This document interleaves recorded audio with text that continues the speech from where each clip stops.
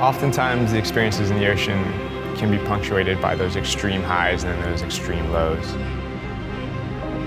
In my case, it was coming out doing an hour-and-a-half dive at 40 feet at Cortez Bank, swimming underwater for 3/4 of a mile with only one boat out there, and coming up and realizing that I had no idea where the boat was.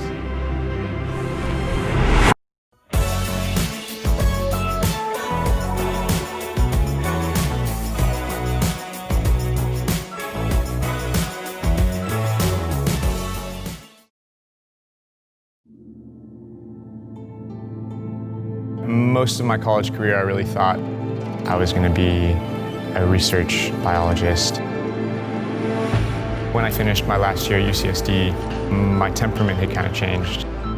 I thought that I could make a bigger difference being a bridge between marine science and people. Trying to encapsulate that into emotional experiences that really stick with you. Whether that's through taking someone to actually see a shark or putting myself in an encounter that is once in a thousand and then getting to show that in film through television.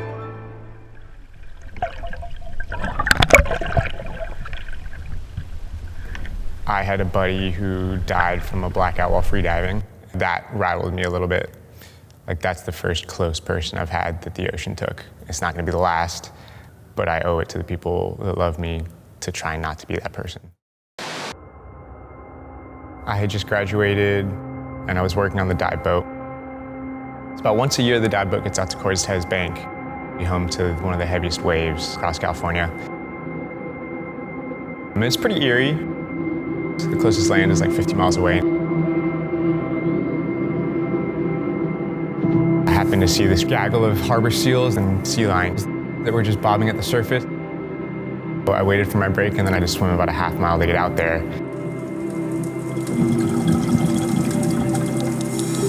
Then I dropped down and there's this moment where you're like, man, just kicked 40 minutes with all this kit on my back and nothing's here.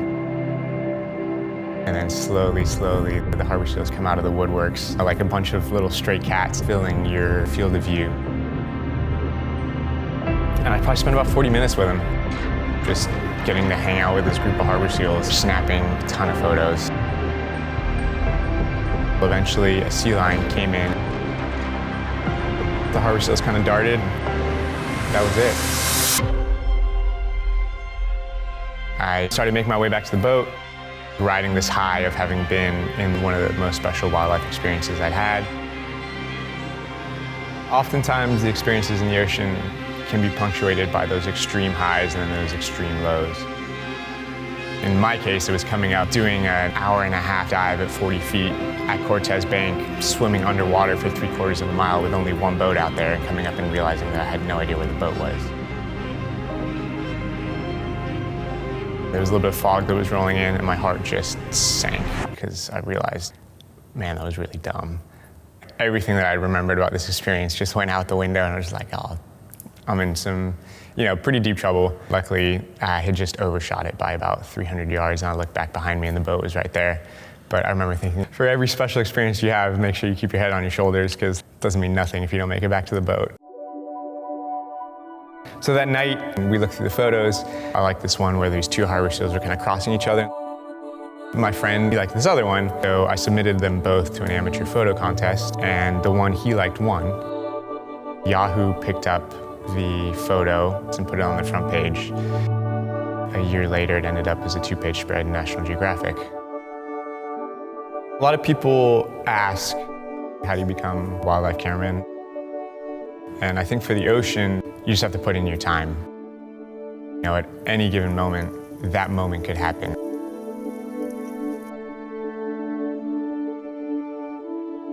When it happens, just don't mess it up.